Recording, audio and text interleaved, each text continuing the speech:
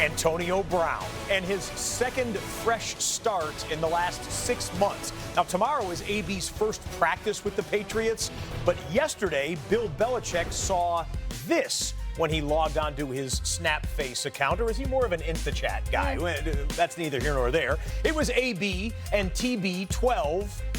And this morning on his weekly conference call, Belichick was asked if he was worried about AB's track record in Pittsburgh and Oakland. Well, I wasn't in one of those places, so I really can't comment on what did or didn't happen there. Well, it's pretty well documented in both places that he was pretty disruptive. What makes you confident that he won't be that way here? That's the same thing you said about Randy Moss when we brought him in. Slightly different set of circumstances there, but we'll see. Maybe this goes great off the field. I've got questions about how it's going to go on the field. The Patriots with tons of pass catchers in that offense. They love to spread the ball around to all of them, as you see here on this list of Week 1 targets. D'Angelo Hall, Sean O'Hara. How do they fit him into that in a way that best utilizes his talent but doesn't sacrifice the thing that ultimately makes them so good? Did Bill Belichick just go straight cash, homie? He dropped Randy Moss. Now, I don't think he does that casually. So comparing Antonio Brown to Randy Moss speaks volumes to me. Think about this. Randy Moss's first season with the Patriots, 23 touchdowns. So they're going to find a way to get AB involved. My question, Lindsay, is just, can AB earn the targets? You just showed how Tom likes to spread the football around. He's not going to force feed anybody. And I think the big challenge for AB is going to be fitting into this offense and finding a way to be precise within the offense, because it's all about Tom Brady reading the coverage, seeing the matchups, and then going to whoever he favors in that matchup. Antonio Brown, I'll tell you this, though. You get man-to-man coverage, nobody wants to see AB one-on-one. So if they're going to play a lot of man coverage against the Patriots, I don't think people want to play zone against Tom Brady. But when they go man, AB's going to have his chance, and Tom will find him. Yeah, and that's ultimately the X factor right there. You talk about that. No team wants to play zone coverage when you talk about Tom Brady being able to pick you apart. So a lot of teams are going to play man. Now you get a guy like Antonio Brown out there on the outside. How do you cover this team?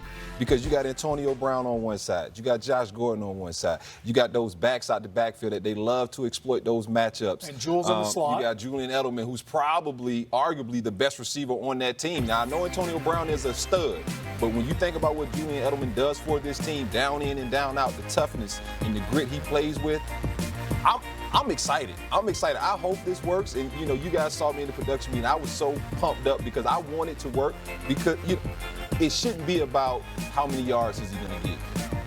I'm hoping he had that conversation with Coach Belichick before he signed up. This is not the place that's going to come and throw you 110 balls, 1,500 yards, 20 touchdowns. It's just not that kind of place. But we will win football games, and you will help us do that. We'll find out if he cares about winning, because that's really when you go to New England, it's all about winning. And can he answer one question? Do your job. Can you do your job? That's all they want to know. Well, I tell you what, he's got 4.5 million reasons to care about the number of targets he gets, the number of catches and yards and touchdowns and all of those kinds of things, because he has an incentive-laden contract that pays him $1.5 million for each of these 3 markers reached. But you know what's funny about it?